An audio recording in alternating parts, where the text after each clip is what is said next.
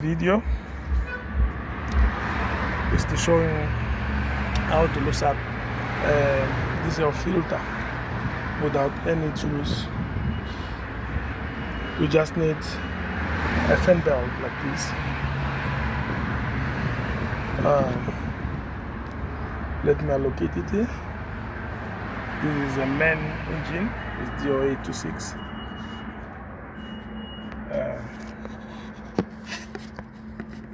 Just to show you how. You just need to do this.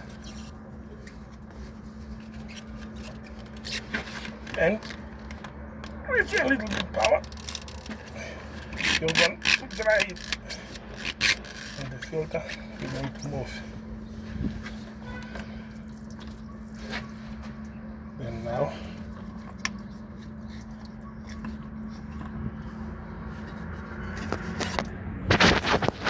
you've got your filter out.